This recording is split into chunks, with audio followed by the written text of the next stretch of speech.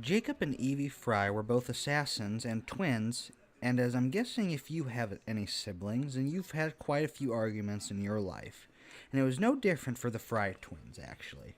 In Assassin's Creed Syndicate, Jacob was a being that was more of a impulsive, reckless, and rebellious individual with a quick wit and aggressive demeanor, and did not seem to be a fervent believer in the Creed tenets.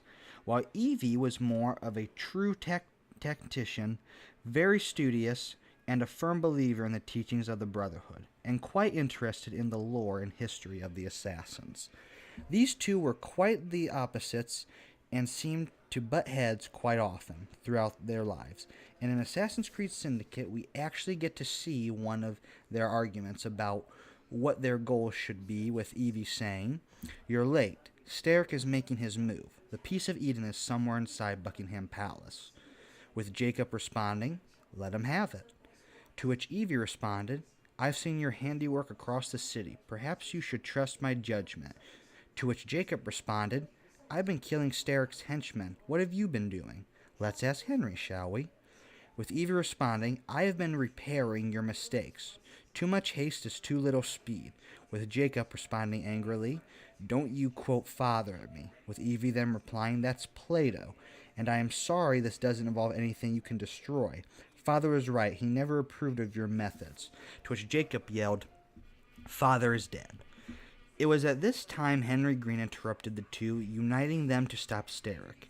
I really did like this scene in the game, and is actually one of my favorite video game scenes, as you got to see each assassin lose their cool a bit. And I always did love to see a girl get all bitchy and wild. Let's see if anyone knows what movie that is from. But now on to the question. Who was right in the argument? Both assassins had been going on two very different paths throughout the game, with Jacob eliminating most of Starrick's henchmen, while Evie was more concerned over finding the Shroud of Eden. So the question is, who was right? What was the better goal to aim to? Well, the answer to that question isn't really black and white. It is a bit more of a gray area. I will start off by saying that both of these goals were important ones to strive for, but to me, Jacob was right in the argument, but not completely right. First, let me go over why the Shroud wasn't a huge deal. All the Shroud of Eden can do is heal wounds and birth defects. Contrary to popular belief, it is in fact a rumor that the Shroud had the ability to bring a being back to life. It could, however, reanimate bodies to a small degree for a short amount of time, and it also granted the user some superhuman strength in a way.